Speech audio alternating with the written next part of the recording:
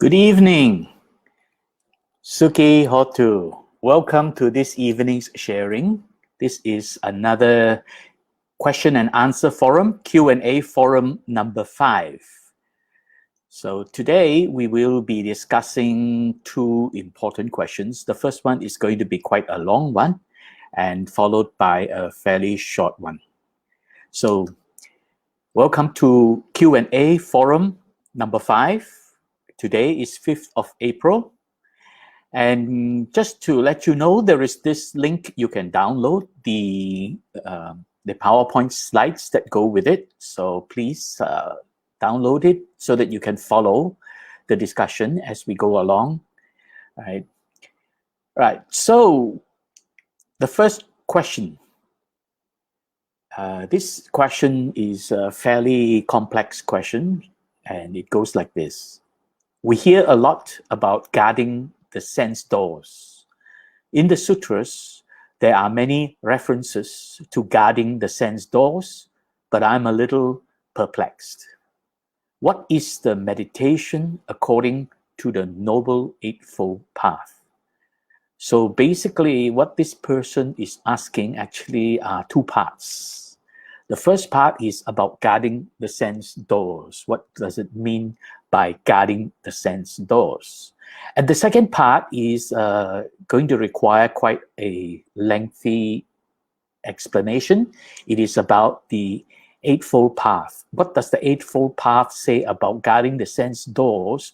And in this case, the person was asking with respect to meditation. So I will only answer it with respect to meditation. What is the meditation according to the Noble Eightfold Path when it concerns guarding the sense doors? Let's begin with the first part, which is about guarding the sense doors. Guarding the senses, basically. We have 5 physical senses, and these 5 senses are constantly being stimulated by activities in the environment. They pass through our sense organs continuously and stimulate our sense organs. And when we pay attention to any objects that we sense with our senses, any object that we see or hear or smell or taste or touch, we are actually allowing impurities to enter the mind, right? So in other words, if we were to reflect on what we see and we begin to grasp onto its features, then we are actually allowing all that to pollute our mind. That's really why we need to guard the sense doors, to minimize or to eradicate, in fact, eliminate these pollutions. So in order to do that, we have to prevent this. And the way to do this is to withdraw our attention. You see, we can't walk around with our eyes closed. I mean, does it mean that we don't see anything, we don't hear anything? We cannot do that. So we have to walk around with our eyes open and hear things and smell, taste, and touch things. But what we can do is that when we come into contact with sensory objects, we withdraw our attention from the sensory objects. And this is basically to stop reflecting on it, to think about it, and to consider whether, oh, this is pleasant, this is unpleasant. So to refrain from any reflection of pleasantness, unpleasantness of the sensory objects. But it goes a little bit deeper than that, right? So initially, this is just to guard the senses, but then we are still aware of what has been seen, heard, smelled, taste, or touch. So there is an awareness. So let's take a look at what the Buddha said, and I'm going to borrow some commentaries, paraphrase of what the Buddha said so that it's easier to understand. Because if we go strictly by what was mentioned in the sutra, sometimes it's a bit difficult to figure out the real meaning.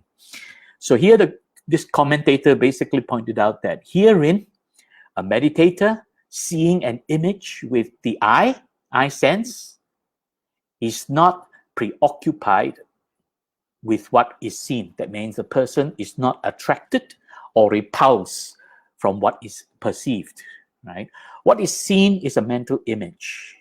What is perceived is then an identification of what it is. And these are automatically. We cannot prevent identification.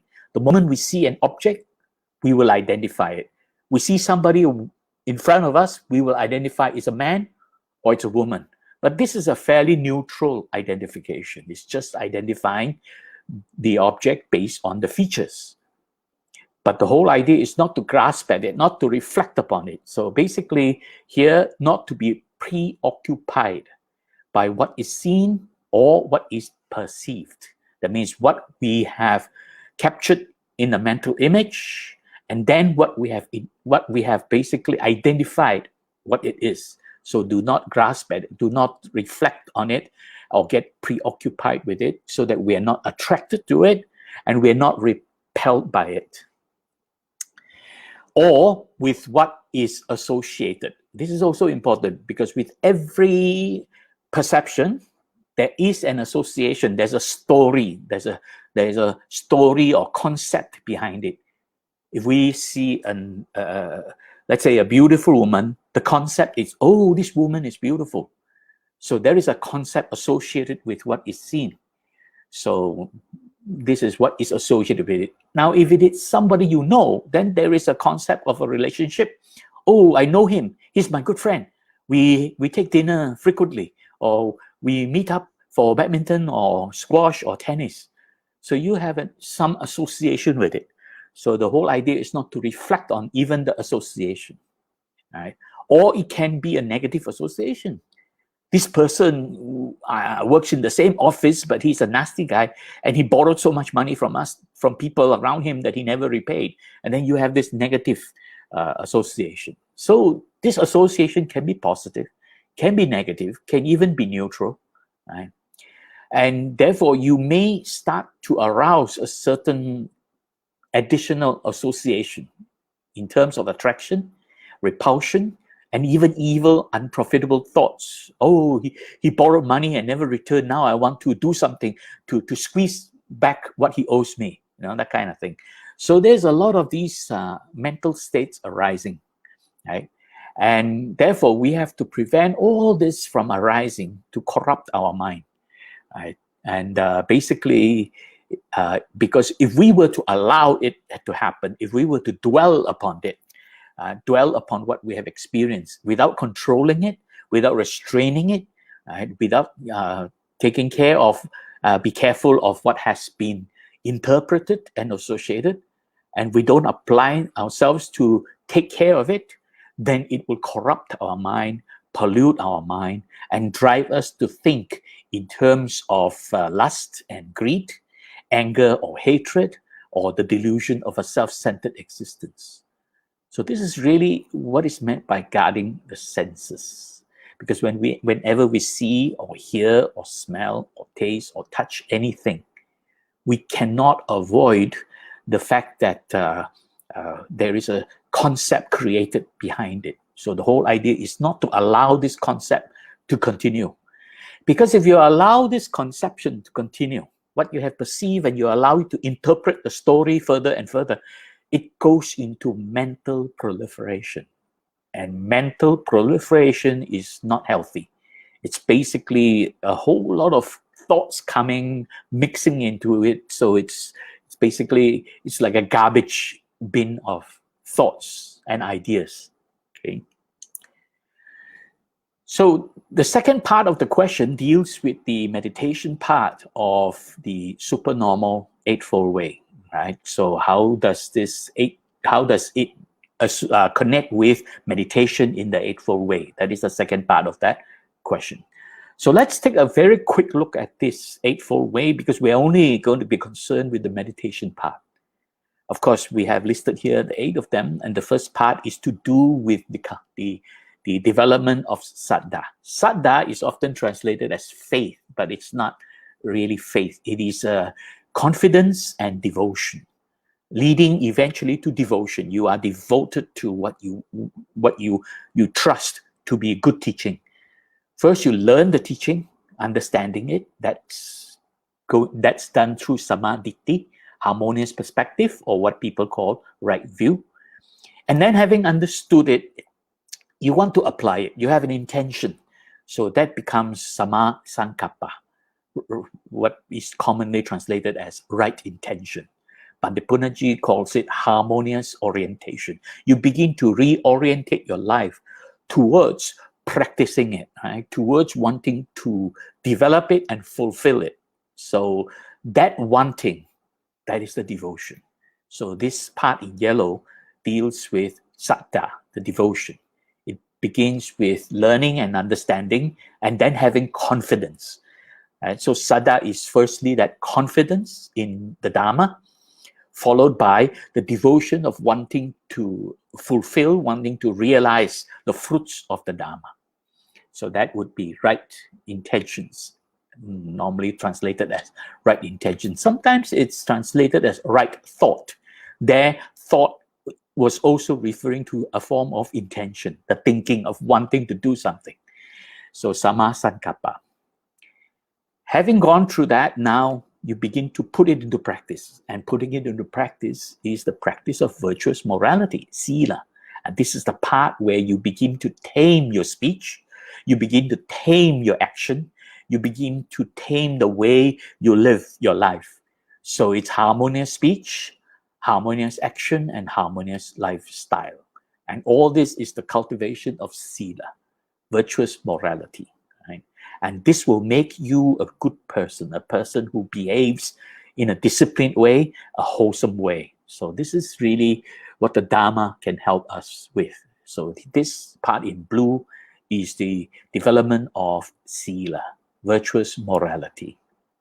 Then comes the part in green, which is what commonly we will call the meditation part. Right? So this part is referred to as samadhi because the development leads to the fruition of experiencing samadhi. Now, samadhi is often, in many older Western translations, samadhi is translated as concentration. But today, a lot of scholars and a lot of teachers have already made it clear it is not concentration. But of course, I left the translation here, the popular translation, unchanged. Right? So samadhi is right concentration. So it is made of three parts. Right? So these three parts collectively make up the development of samadhi, which really is stillness of mind, mental equilibrium, tranquility of mind. There are many words to describe it because one of the things about Pali is a very interesting language. Pali doesn't have exact one-to-one English words, right? And Pali words often have fairly complex meaning. Samadhi is one of them. You know, it is not just talking about stillness of mind, it is also mental equilibrium. The mind is not only still, but at peace, harmoniously.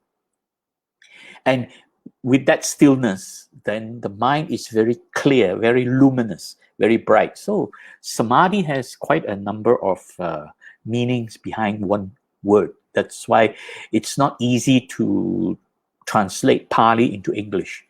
Almost all Pali words, there are very few Pali words where there is an exact English word that matches it. So we have to be very careful. And Pali is also a language which is contextual. That means the meaning sometimes depends on the context. So when you are practicing meditation, there is a certain context where there is a certain level of concentration needed. Then, you know, that's why the word samadhi is often translated as concentration. But generally, broadly, and looking at it as a whole, the word samadhi itself really doesn't mean concentration. Right? It is really tranquility of mind, stillness of mind, mental equilibrium. These are the words used by Bandipunaji. Right? So there are three parts of this that make up what we would call meditation. Well, the word meditation came from the Pali word bhavana. Bhavana really means cultivation of the mind, which also leads to the perfection of the mind and the body. Because here, when you cultivate the mind, you are also cultivating your behavior. A good mind leads a person to behave in a good way. So there is an association between mind and body in this case. But basically, if we were to look at it very strictly, then this part is about the training of the mind, the cultivation of the mind, the purification of the mind. Whereas if we went back to the previous part in blue, right? Sorry. If we went back to the previous part in blue, that part is really the purification of the body, the discipline of behavior, right? So now we're talking about discipline of the mind. And the discipline of the mind here are three parts. It begins basically with allowing the mind to settle, right? To calm down and settle down and work in a unified manner until it reaches a state where it is still. That would be the practice of right effort, right? So right effort helps to calm the mind. And this is what Bhante calls harmonious exercise, Samavayama. And then it leads to cultivation of introspective attention. And this is where Bhante calls it harmonious attention. Sometimes he calls it harmonious introspection, or sometimes he calls it harmonious introspective attention. It's the same thing, really. Here, attention is not about attention to external activities. It is attention to what is within, right? So this is harmonious attention to what's within, commonly translated as mindfulness. So observing what goes on inside. So this is samasati. We won't be dwelling too much into that. We will just basically be answering the question on harmonious exercise, samavayama. And then finally, it leads to the cultivation of insight. And this is the samadhi, right? Where the mind becomes still, so it reaches a state of what is called ekagata. This is at the end of the fourth jhana. You will then experience only ekagata. And with ekagata, you will then cultivate upekkha. You're able to see distinctly and discerning. And that will help you cultivate and develop insight, insightful wisdom. Right? So these are the three parts. Now, we're only going to focus on the first one, which is the harmonious exercise, samavayama. This is where it is the training to purify our sense doors. That means to prevent the sense doors from being polluted. And this is the practice. And the practice is made of 4 steps or 4 stages. And it is called the 4 harmonious exercises. Chattari Samapadana. Padana is they call it an effort, they call it a striving, but basically Bhante Punnaji calls it exercise. It's not so much an effort, If you think about it, the meaning of the word effort. What does effort mean? Effort means there is something you need to do and you just do it. That is an effort. So what's the meaning of the word exercise? Well, exercise is not just only effort alone. Exercise is when you apply the effort, you then observe whether it is producing the result. And then if it produces the result in the right way, you continue to apply more of the effort. If it is producing the wrong results or not the result you want, you begin to change your effort. So you see, it's not just effort, but it is really this interactive, proactive adjustments of effort until you refine your effort to perfection. That's really what exercise means. So it's like just taking a walk in the morning, a morning walk. That is just an effort. But if you were to do your morning walk every morning and you begin to observe how it affects your body, right, and how it can help you calm your mind, when you begin to observe the effects of your morning walk, you begin to want to custom make your morning walk to be more effective. So you're really doing exercises. Exercises is really a proactive process of effort, review, and reapplying effort in the correct way. So it's really an exercise. It's interactive. It is proactive. It is not just one-off doing. It's not just the doing, but it is also the reflecting on the results and then allowing that adjustment to improve on what you do. So it's really, that's what Bhavana is. That's what meditation is. You don't just sit there and close your eyes and meditate. You know, when you meditate, you begin to experience something, and then you look at that experience. And if you're able to still your mind, stilling the mind is an experience. And if you find that there are certain methods that you apply that can still the mind, then you are doing an exercise. It is a meditation exercise. Right? So this part is the harmonious exercise made of 4 steps, which we're going to talk about in a moment. I'll just quickly run through the others. Then Samasati is really this introspective attention. It is the practice of satipatthana, right? And commonly translated as mindfulness. But actually, it's introspective attention or systematic introspection. And that leads to the cultivation of insight through the practice of this last part. So Samadhi is really the cultivation of the 7 steps to awakening, the Satabojjhanga.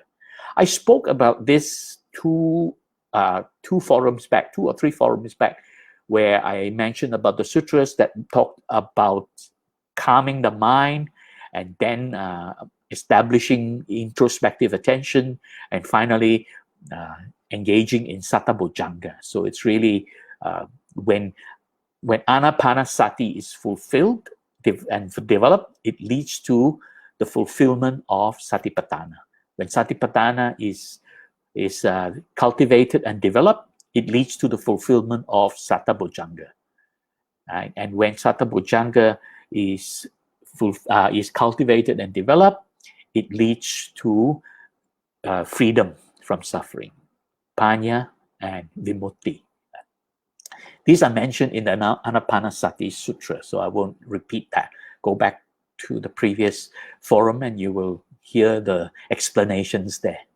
We will only concentrate today on these 4 harmonious exercises, Chattari, Sama, Padana. Chattari is 4, 4-fold or 4 stages. Sama is harmonious, and Padana. Now, very often Sama is translated as right, for example, Sama Vayama. Right view. Why do they call it right? It's not about right or wrong, because if you look at the Pali word sama, it comes from the root word sam. Sam actually means together or in unison, right? That's why samadhi is a unified mind. So sam really is going together. And in this case, Bhante Punnaji explained that in the conventional world, Sama really refers to the state of harmony, harmonious. That's why he calls it the 4 harmonious exercises. So now let's take a look at the sutra associated with explaining this Eightfold Way. You can read this sutra in full. I'm only taking an extract from it, which to do with the right effort, right? Samavayama. But you can read this sutra, which talks about all the Eightfold Way, all the 8 stages of the Eightfold Way. It is in Samyutta Nikaya, Sutra number 45, and Sutra number 8 in the group of 45. So as Samyutta Nikaya 45.8. And there, I'm only extracting the part that talks about right effort. So what bhikkhus is right effort? And here, bhikkhus, a bhikkhu generates desire for the non-arising of unarisen, evil, unwholesome states. He makes an effort, arouses energy, applies his mind, and strives. Basically, what it means here is that before the mind gets polluted, we do something about preventing new pollution, unarisen, evil, unwholesome states. This is fresh pollution of the mind, fresh contaminants. So non-arising of unarisen, evil, unwholesome states, meaning we prevent the arising of these evils and unwholesome states that have not yet arisen before. That means fresh or new evil states or unwholesome states. Somehow I don't like the word evil. It's just unwholesome is good enough. But okay, this is from Bhikkhu Bodhi, so it's translated as evil. That's fine. So this is really preventing something that hasn't arisen yet. The contamination hasn't happened yet. So we prevent new contamination. That's really what it means. The second part is he generates desire for the abandoning of arisen evil unwholesome states. Arisen evil unwholesome states means the mind is already polluted. There is already existing pollutants or contaminations. Now we're going to learn how to let it go, abandoning it, letting it go. So it's really abandoning, letting go of the stuff that has already polluted the mind. We can't avoid it because day in, day out, we come across things that keep polluting the mind and we are not careful. It goes in and then it starts to disturb us. Or during our childhood or upbringing, where we were not taught properly, or we were not, we were maybe careless, or we were engaged in activities that were unwholesome. And then we already contaminated the mind in some ways. So now these contaminants, we're going to learn to let go. All right? So the second part is about letting go something that is already contaminated the mind. The third part is now, on the flip side, the good side. The first two deals with handling these evil, unwholesome states. Now comes the third part. Now the mind needs, when you get rid, when you prevent new contaminations, and when you abandon existing contaminations, you cannot leave the mind empty. The mind has to contain something. So you begin to fill it with good thoughts. So therefore it is cultivating the arising of unarisen wholesome states. That means goodness, So fill the mind with thoughts of goodness. That's really what it is. And even if it is not something you can act upon, at least it is something that you can comprehend and gain some wisdom from it. Right? So this is really helping the mind to develop further. Right? It's like putting good nutrients to the mind. And finally, the last part, the fourth part, he generates desire for the maintenance of arisen wholesome states, for their non-decay, increase, expansion, and fulfillment by development. So basically, this is to do with now your mind has been cultivated and developed with good thoughts. You should maintain that. You should protect it from decaying. You should protect it from being corrupted or being lost for the non-decay. And you should also, in fact, expand it, grow it. So increase, expansion, and fulfillment by development. Because these good thoughts will bring some benefits, will bring some fruition of good thoughts. And therefore, you want to develop it further. So these are the 4 stages. I'll summarize that in a moment. And therefore, he makes the effort. That means he actually does it. He puts in the effort. And to do something, you need to be aroused with willpower. So here, this is really talking about the willpower, arouses energy. It is this virya, this energetic willpower, I call it. And applies his mind, very focused, and he strives. He does it. He never gives up. And this is called right effort. And this is from that portion of Samyutta Nikaya 45.8. You can find something very similar in several sutras. I'm going to show you a link to a commentary where they explain about other sutras. So I won't go much further than that. I'll just keep this simple because this is a QA forum. So I'll just try to answer the question to the point. So the first part is non-arising of unwholesome states, new unwholesome states. The second part is abandoning unwholesome states that is already arising.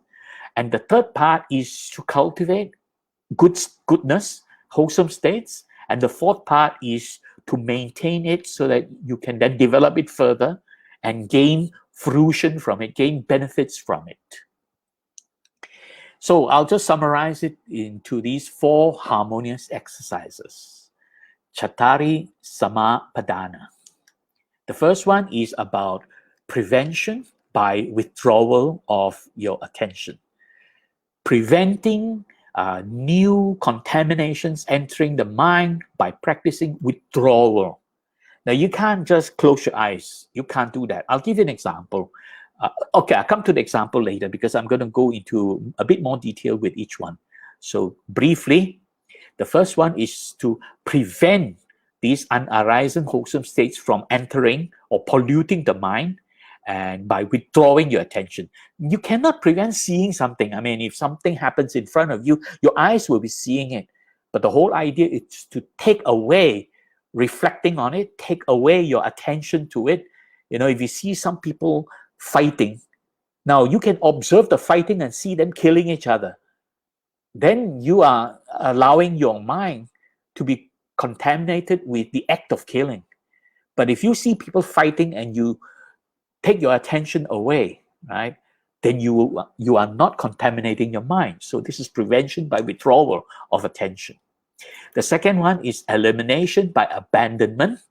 Right. So the first one actually is called Samvara. Sorry about that. I have to mention the Pali word Samvara. There are four Pali words: Samvara, Hana, Bhavana, and Anurakana.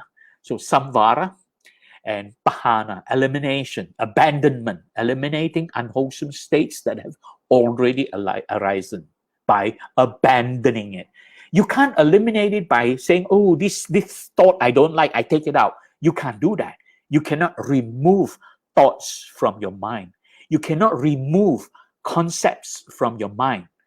But if these thoughts arise and these concepts arise and you learn to let go, abandon it, then the more you continuously let go, eventually they will not arise anymore. It's really this habitual mind. You know, your mind has a certain habits. If you keep reflecting on something, then that thing that you reflect upon will keep coming at you. But if you keep letting it go, eventually it will not arise. And that's how that works. Elimination by abandonment. Now comes cultivation of wholesome states. And this is Bhavana, often translated as meditation. Now, I'm going to explain this in a practical way. In fact, Bhante Punanji has explained this. I'm going to show you the video where we are going to show you the proactive, practical examples. We're not going to go into the detailed elaboration of each Pali word and all that. So it's more a practical answer to the question, right? How to cultivate wholesome states. And finally, this maintenance, maintaining and perfecting, meaning expanding on the goodness and growing what is good.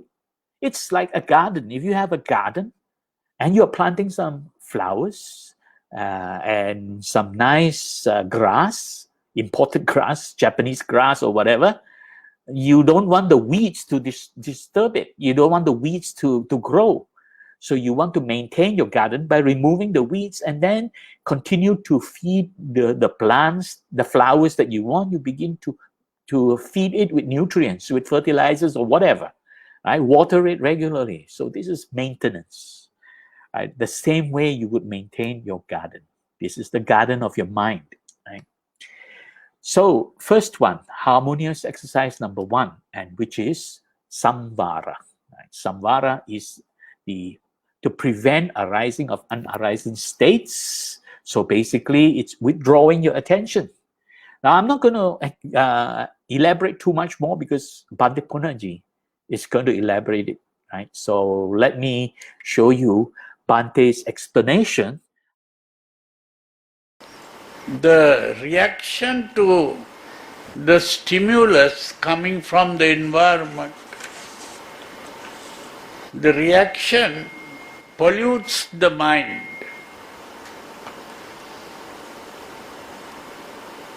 The reaction pollutes the mind.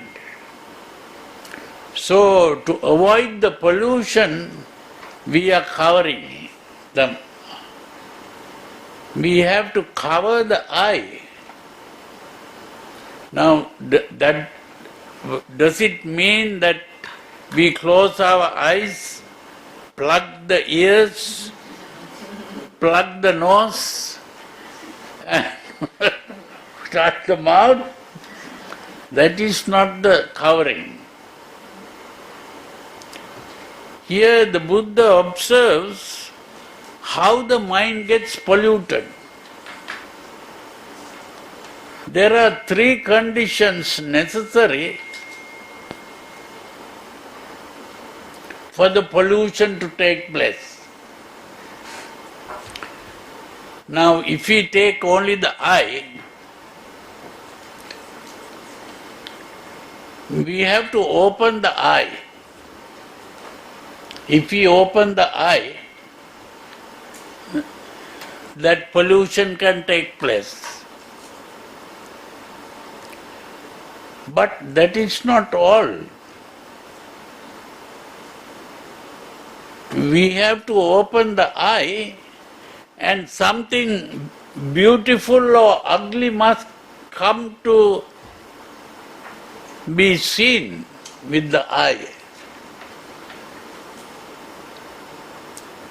If it is a beautiful thing, we will get attracted to it. If it is ugly, we will be repelled. That is the pollution. So there are, first the eye has to be opened, the other is something must come to that field of vision. But there is a third factor.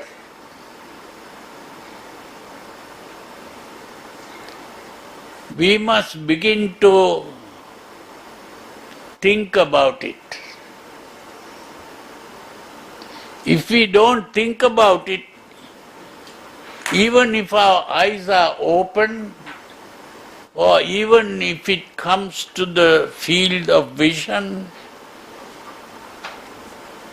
our mind won't get polluted. We cannot help keeping the eyes open, and we cannot avoid things coming to our vision. We can only avoid one thing, not thinking about what we see. And that is what we do. Not to think of what we see.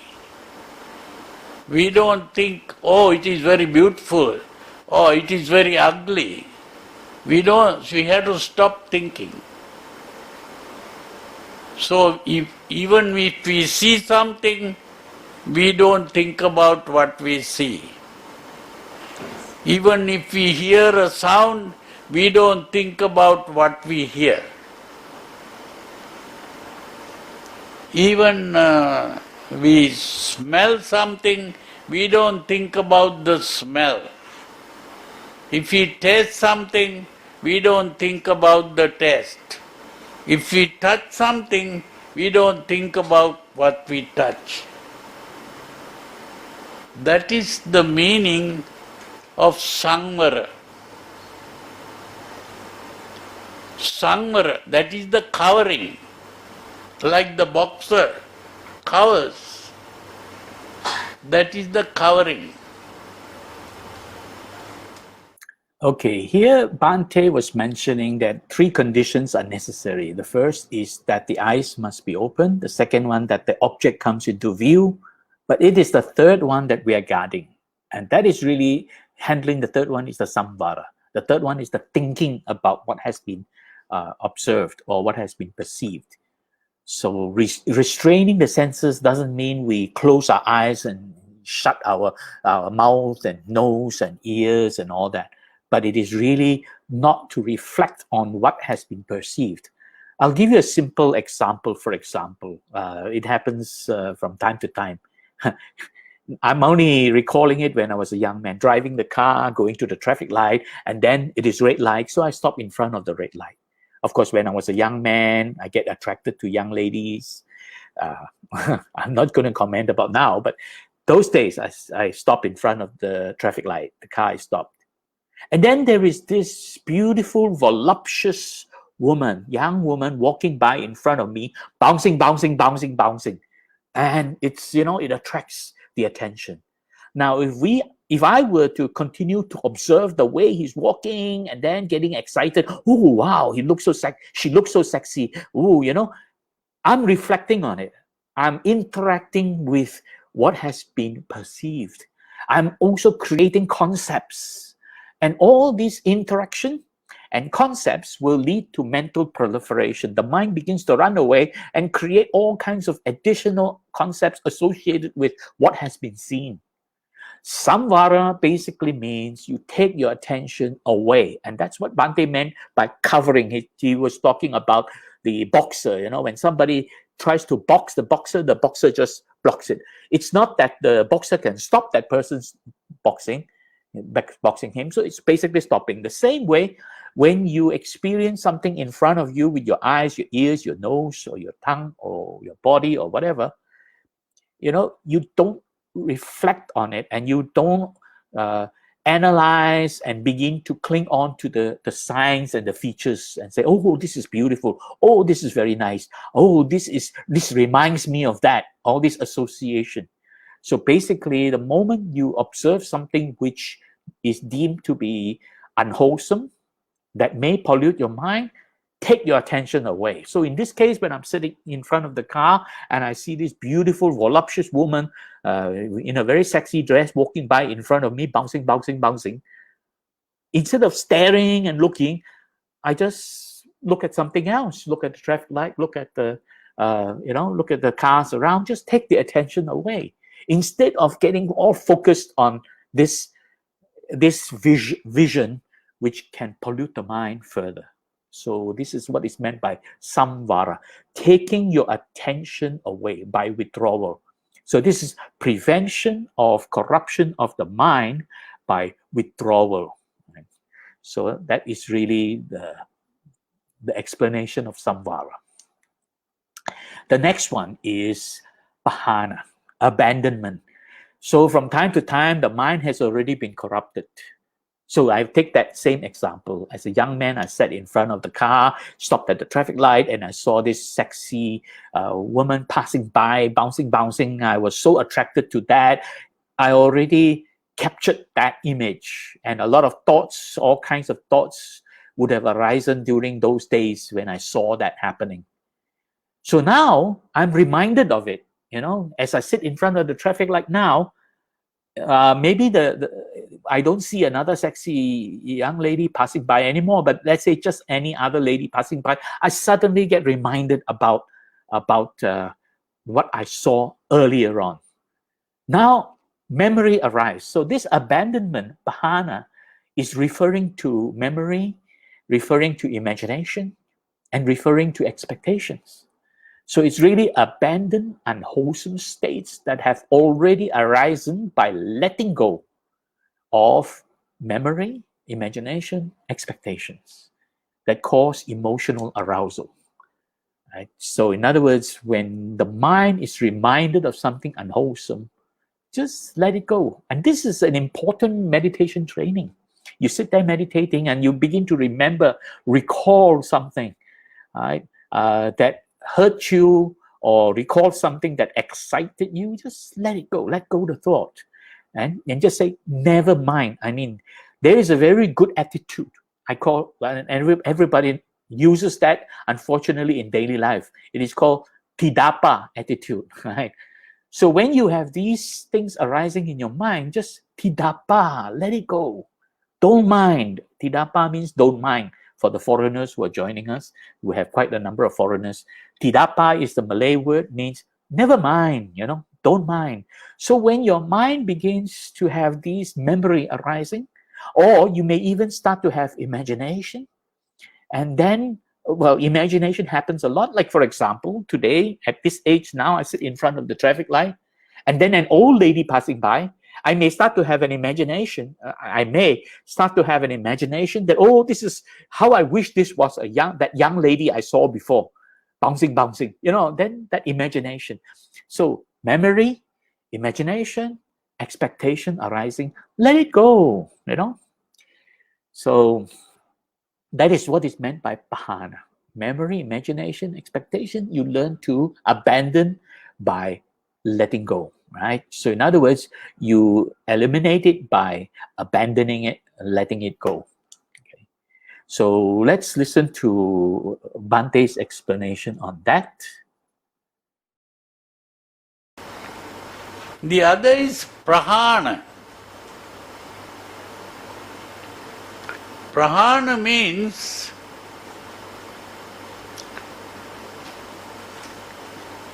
to throw away. Prahana.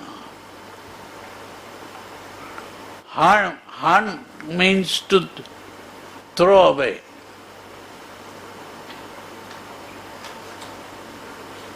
Prahana is to throw away hardly or in a very strong way, a strong throwing out. You see, it is like we keep a doorkeeper who will let only good things, good people to enter, bad people are thrown out. So we have a strong built doorkeeper so that if someone tries to enter, that person can throw. That means we have to throw out. That is prahana. Now, what are the things we are going to throw out? Although we are guarding the senses in this way, we may be guarding the senses, but still the mind get polluted. How is that? Memory is coming. It is not something that we see, hear, smell, taste, touch. What we have seen before, maybe yesterday, or maybe last week, or maybe last month, or maybe even last year. Memories of the past come into our head, but the moment it comes, it has to be thrown out. That is the meaning of prahana. But it's not only something about the past, maybe something connected with the future comes into our mind. This is the problem, that your mind doesn't stay there. It goes away.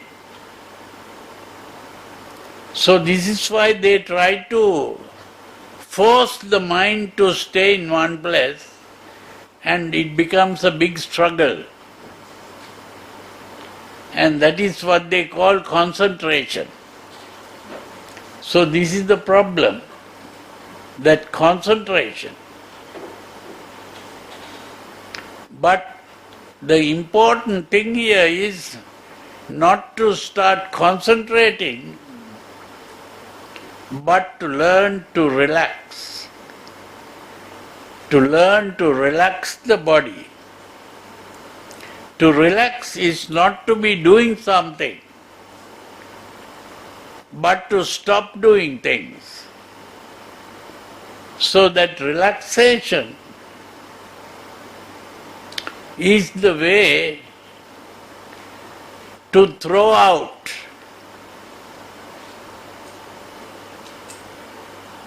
So you throw out not by struggling,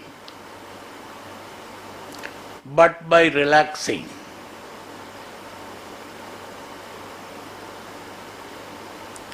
So you are learning to relax the body. This is why I didn't call it right effort.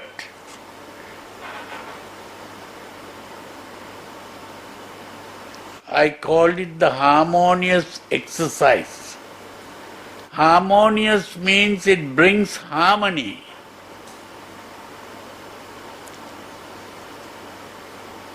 Not conflict. So it's the opposite of conflict. And this is so your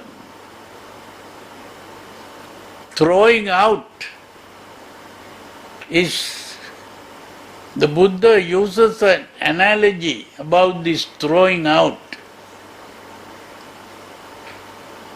If there is a strong man kept in that as the doorkeeper,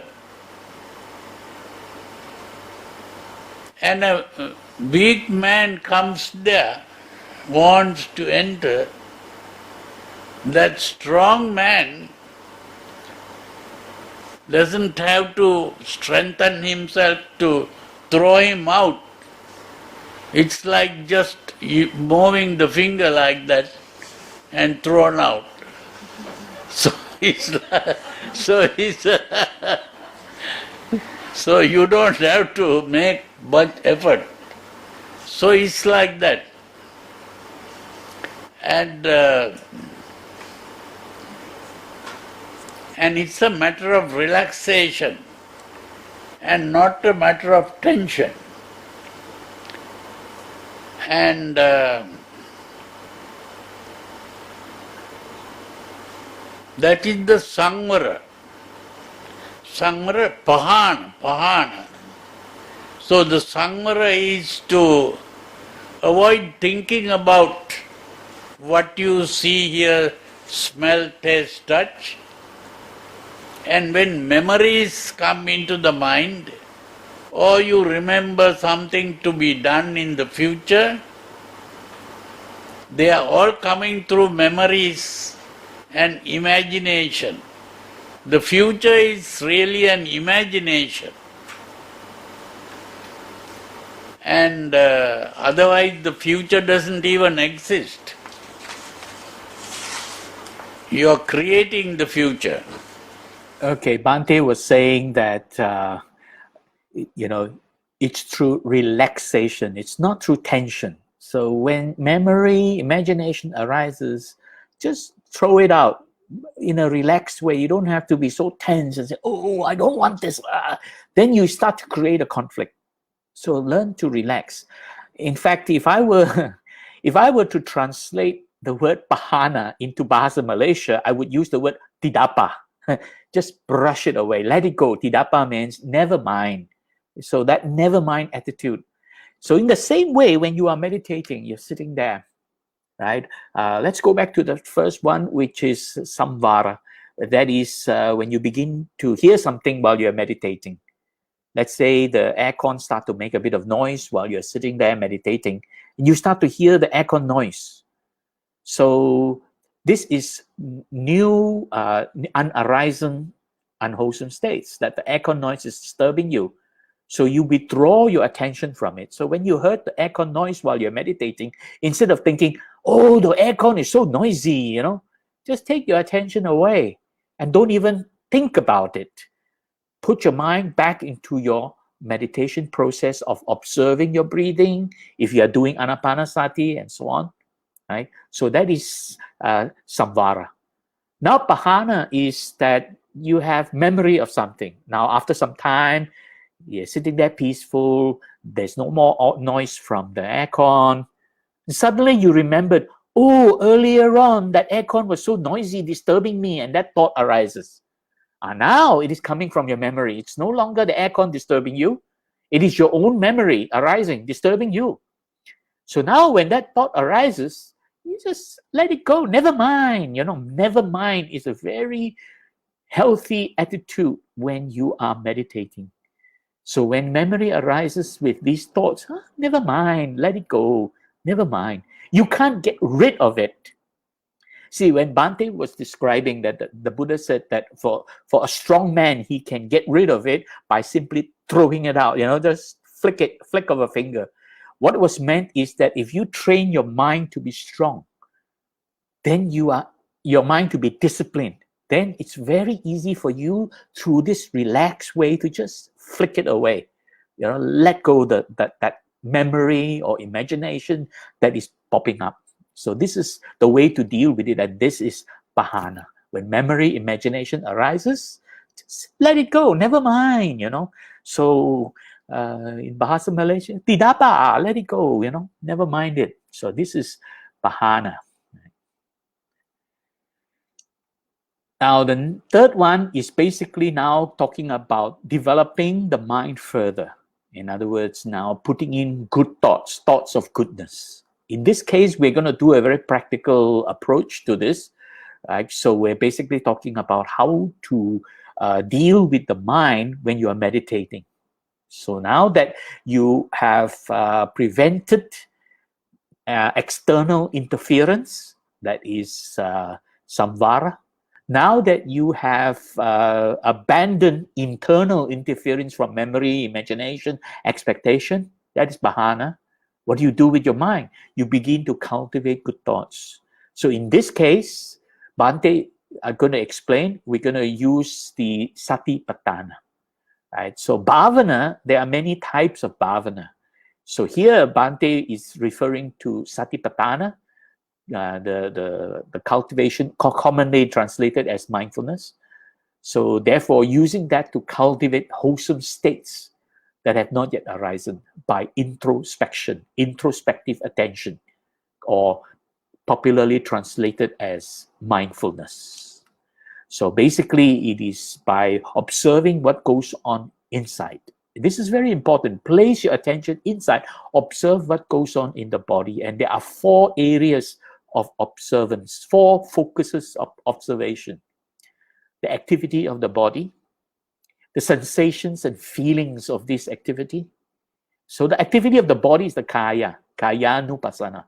The sensations and the feelings and sensations associated with this activity, right? That is vedananupassana. And then it may arouse certain emotional states, certain emotions may be aroused, and that is chittanupassana. And when these are aroused, you may start to have thoughts popping up, new thoughts arising, and that is dhammanupassana. So there are these 4 areas that you need to observe. So when thoughts arise, just observe it and never mind it. Don't dwell upon it. So let's listen to Bhante's explanation of Bhavana, cultivation. The third step is Bhavana. Bhavana means cultivation. Now, the first 2 things, Samvara and Hana, is a withdrawal of attention. Is the withdrawal of attention from what you see, hear, smell, taste, touch, and the memories and imagination of the future. So you are withdrawing your attention, and having withdrawn attention, you begin to focus your attention within, inside, not outside. So you withdraw your attention from outside and you are focusing your attention on what is going on inside you.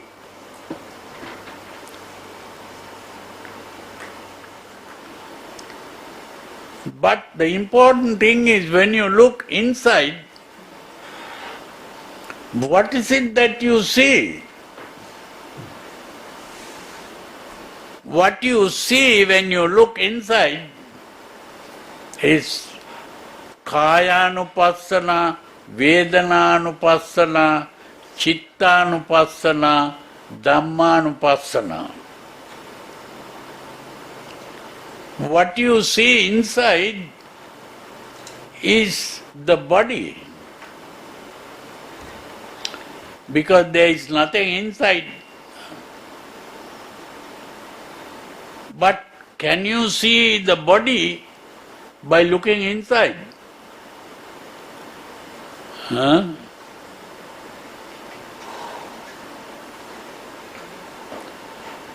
Looking inside cannot be done by opening your eyes. If you open your eyes and you see the body, that is not looking inside. You have to close your eyes and look at the body. So you are looking at the body with your mind, not with your eyes. So if you close your eyes and look at the body, what you see is simply an image in the mind. It is the image of the body. What you see as the body is the image of the body. And that image, if you shake your hand, you can see it in the form of an image. If you look at the stomach, you can see it in the form of an image. So the body will be seen, and you will be able to note the body moving also, all in the form of images.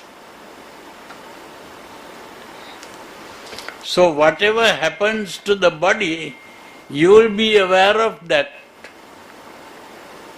If your leg is shaking, you will be aware of that. So you can look what is happening to the body. But you begin to realize that what you really see is a sensation. So what you are seeing is a sensation. You are feeling the body.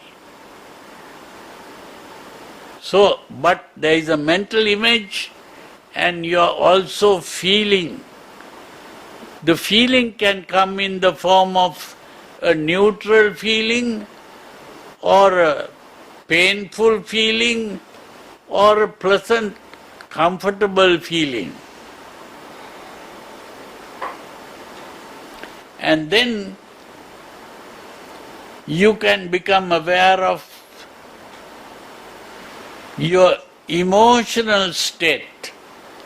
Is your emotional state calm or is it agitated? You can become aware of the emotional state. And then you can also become aware of a thought that comes to your mind. It is a thought. So those are the four things that you become aware of. The body, how the body feels, the emotional state, whether calm or agitated, and the thought in the mind. Those are the four things: body, the feeling, the emotional state, and the thought. Becoming aware of that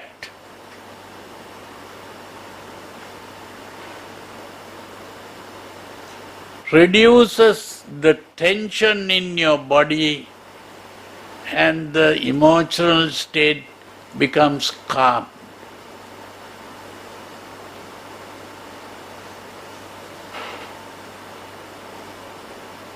That is the Satipatthana. Okay, Bhante was using Satipatthana as the practice for Bhavana, the cultivation. This is because this is relevant to the questioner who asked about this in about meditation. So in the case of Bhavana, then Bhante's prescribed practice here is Satipatthana, where we look at those 4 areas of focuses when we bring our attention inwards. So basically, Bhavana or meditation is about bringing the attention inwards. And when you bring your attention inwards, you're observing 4 areas. And the one that we normally observe is the breathing, and that is basically Kayanupassana. Observing the breathing is really part of the practice of this Kayanupassana, the activity of the body. And then the sensations, the feelings associated with the activity, and then the emotional states and the thoughts arising, right? So now, moving on, the 4th part of Chattari Samapadana is maintenance, anurakana. Basically, this part is to maintain and perfect wholesome states that have already arisen. That means if your mind is now filled with wholesome states, like thinking, reflecting on the Dharma and things like that. Reflecting on the Dharma is a wholesome state. So you reflect on it further, that what the Buddha has taught, right? Recalling the sutras that were taught and the teachings, and recalling what you are learning from these sharings, right? So wholesome states that have already arisen, that you have already come into contact with, that you have become aware of, by reflecting on it, continuously maintaining attention and awareness, right? And therefore you are now being aware of the prevention, Samvara, so that it doesn't pollute your mind. You are aware of the elimination by abandoning, and that is Bhavana. And now you are also aware of the 4 focuses of introspection with Bhavana, right? So you are constantly remind yourself of these wholesome states throughout the day, and you continue to practice Satipatthana, which is commonly translated as mindfulness. So I'm just showing this picture. It doesn't mean that you sit on the street and meditate, but basically it's an illustration that it is something you continue to do throughout the day. So Bhavana is not a one-time thing. You don't just meditate for 1 hour a day and then the rest of the day, the other 23 hours, you forget about what you were doing in that 1 hour. Basically, it's reflecting on the good things that you have cultivated and developed, right, when you practice your Bhavana. So simply put, it is basically maintenance and preservation of the goodness that you have cultivated and developed. I said there are 4 things: Samvara, Hana, Bhavana, Anurakana. Anurakana is to preserve or maintain that introspection throughout the day and night. So if you keep on looking within and you keep on maintaining that, then your mind gets gradually calmed down.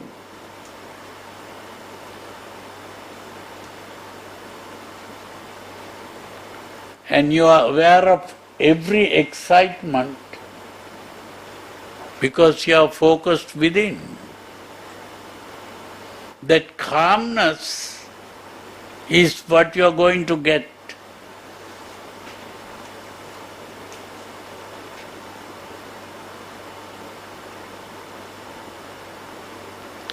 And that calmness is what gradually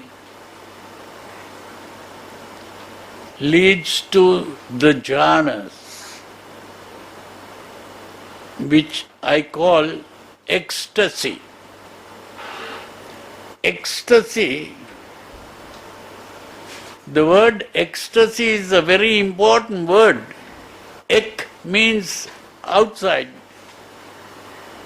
Stasi means to stand. But outside here is really the inside. You are coming out from the outside into the inside. So you are getting inside.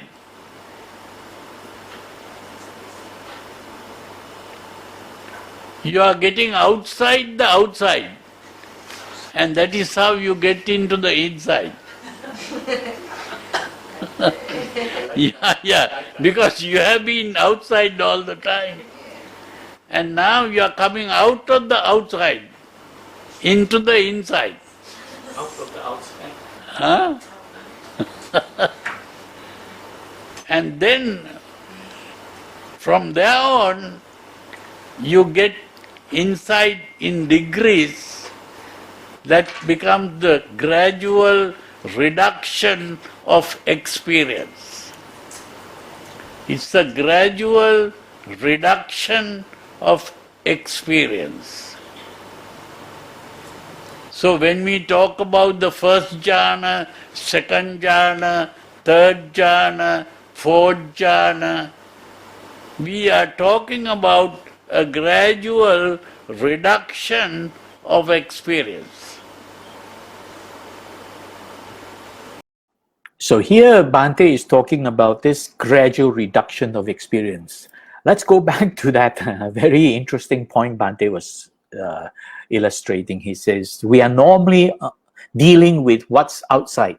That means we are interacting with the conventional world through our senses. So he calls that the outside. Right? So we're interacting with the conventional world through our senses.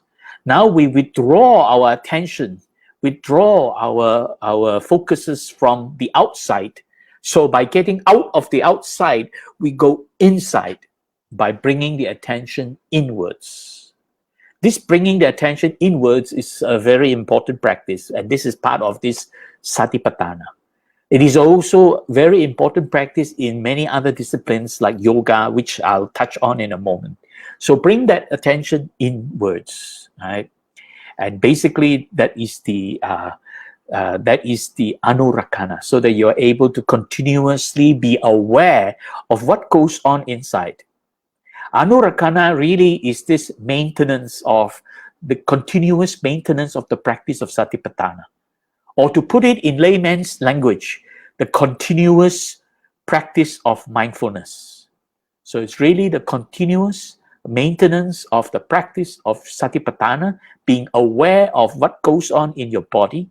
So when something happens, you see, the body is the first thing that reacts when something happens. Because when something happens, the brain automatically goes into a chain reaction, because there's a part of the brain that senses fear and anxiety, and that is the amygdala. It triggers a chain reaction, releasing hormones, and your whole body is flooded with hormones. So your body is the first thing that reacts. So be aware that there's bodily reaction. Be aware that these sensations are disturbing you, the feelings in your body disturbing you. Be aware that the disturbance leads to emotional states, heightened emotional states like anxiety, all kinds of thoughts arising after that, right? So this is continuous maintenance, anurakana. So now that is the end of this first question. So I have uploaded a very interesting commentary by Brother Piyatan about this practice of Chattari Samapadana. He goes into discussions of the sutra, so I won't go much further. Please take note of that link, and you can then download that document and see for yourself the discussion. Let's move on to the next question. And a very quick one here.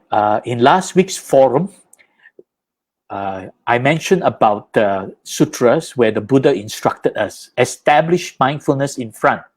So now this person asked that question. In last week's forum, you mentioned according to the sutras, the Buddha instructed us to establish mindfulness in front.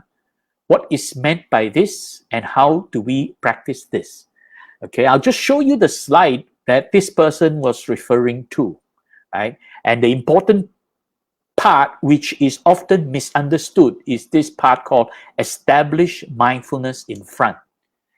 So I showed this slide, and this was the slide that the person was referring to. And you can, and this phrase, or rather this paragraph, is found throughout several sutras. Every time the Buddha spoke about meditation, he basically starts off by saying, here a bhikkhu gone to the forest or to the root of a tree or to an empty hut, sits down, having folded his legs crosswise, set his body erect, establish mindfulness in front of him. Ever mindful, he breathes in. Ever mindful, he breathes out. So the question was about this part, establish mindfulness in front of him. This is actually often misunderstood. I tell you why. Because of the Westerners' translation of the phrase. This is the Pali phrase associated with this part. Parimukkhang satin upatapetva. So this has often, I'll point out the mistranslation first. This is often mistranslated to mean that observe what goes on in front of your face. Pay attention to your nose, your lips, your mouth. Pay attention to your nostril. Some teachers even teach, observe your nostril as you breathe in. Because of this phrase. But this phrase was grossly mistranslated because the word mukhang was translated to mean the mouth, and in that case they were also referring to the nose. So parimukkhang, pari means surrounding. Mukhang, we all know, because in Bahasa Malaysia and in many Sinhalese based or language derived from Sinhalese, mukhang actually means face. Parimukkhang sati means the attention around your face. So pari is surrounding. So your attention that is surrounding in front of your face. Upatapetva. Upa means to bring in. Tapetva means to hold it in or to place the focus. So to bring it in and place the focus on it. So there are two steps. Bring your attention in and place your focus within. That's what upatapetva means. So here, parimukkhang satin upatapetva means when your attention is normally distracted by what goes on out there, because it's surrounding, your attention is now observing the surrounding in front of your face. Instead of observing what's going on in front of your face, bring that attention inwards and place it within, inside. That's what is meant by established mindfulness in front of him. Unfortunately, this translation is also, sorry to say, it's a little bit flawed, because this translation gives the idea that now you must be mindful what goes on in front of you. That is the opposite of what is meant. Bhante can explain this further. So I'll let Bhante explain it further, remembering that mukha is face, not mouth. Often it's translated as mouth. Some people even translate it as nose. That's why some meditators teach you, some teachers teach you, oh, observe how your nose, your air breathing in through your nose, and observe the nose through. All that is actually not correct. It's bringing the attention inwards. Okay, so Parimukkhang sating upattapetva.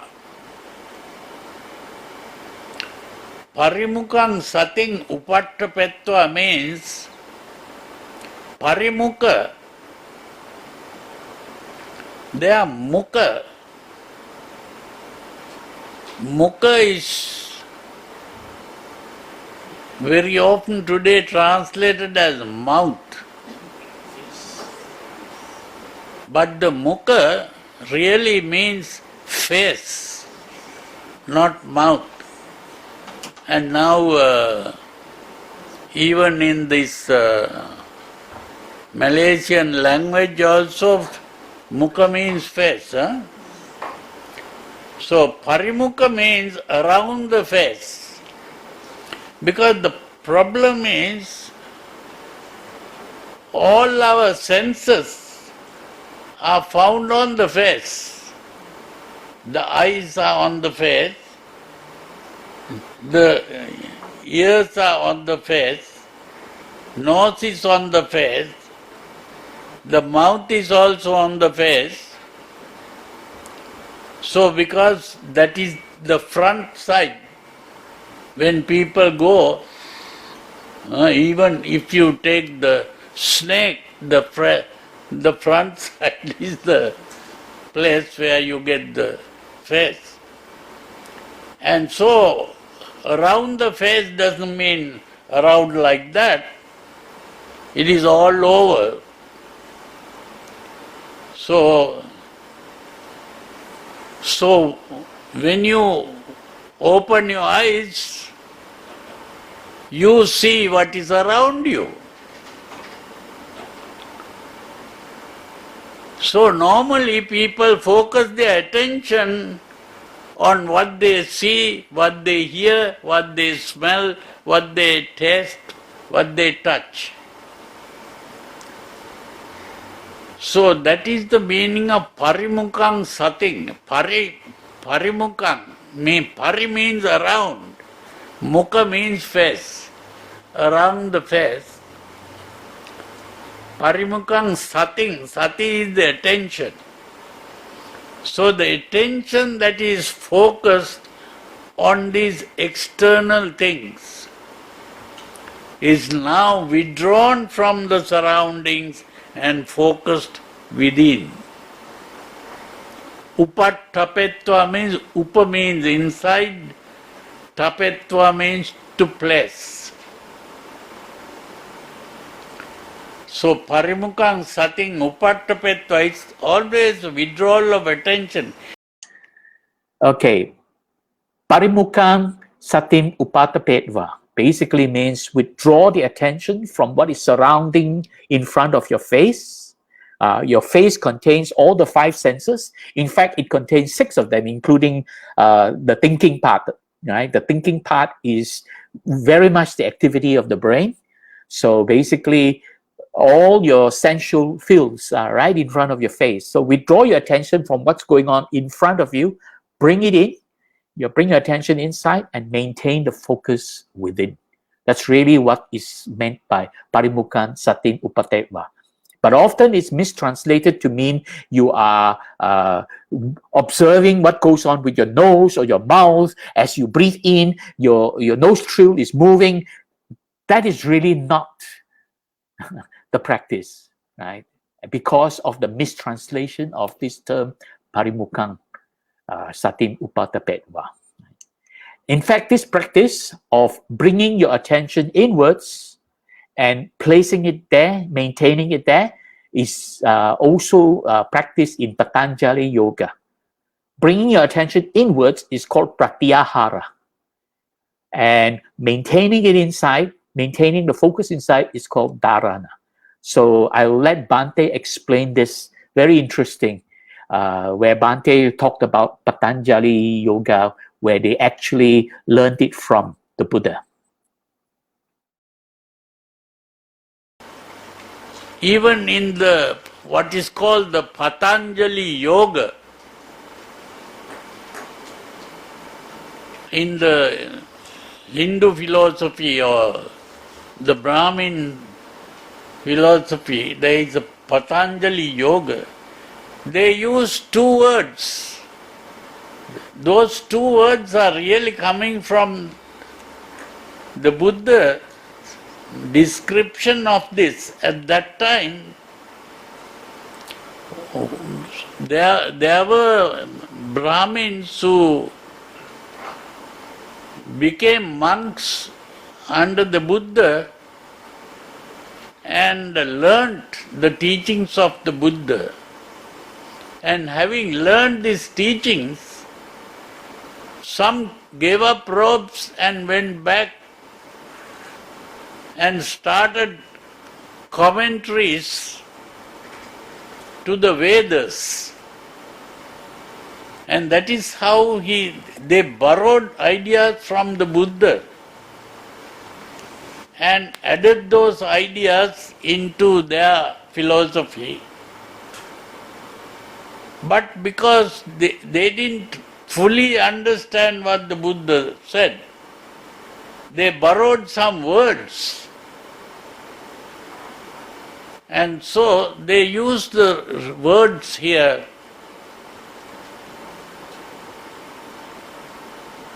And in the Patanjali Yoga, they have two words, pratyahara and dharana. Pratyahara means withdrawal of attention from the external things. Pratyahara. Pratyahara. Ahara means taking in. Now even taking food is called ahara. Ahara means to take in. Pratyahara means to take your attention in. And dharana is to keep it there. Dharana is to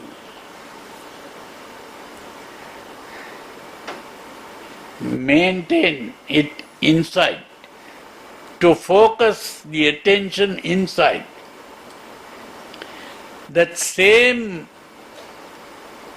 idea is given in the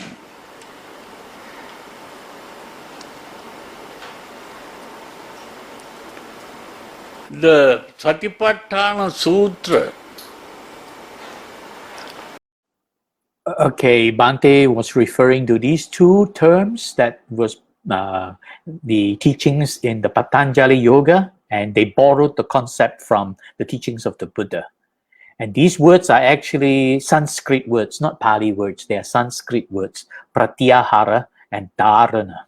Okay, and basically, we have come to the end of this second question. There was a question posted by a sister. Let me come to that. This one, okay?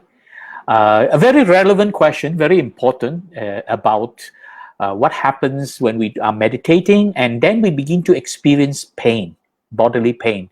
Now, very quickly, this was already quite well explained in the previous forum. So if you go back to QA forum number 4, there's one part where I talked about dealing with pain, where Bhante Punnaji explained it thoroughly. So I assume that Sister Jeanette did not watch that one. So you can go back and watch the detail.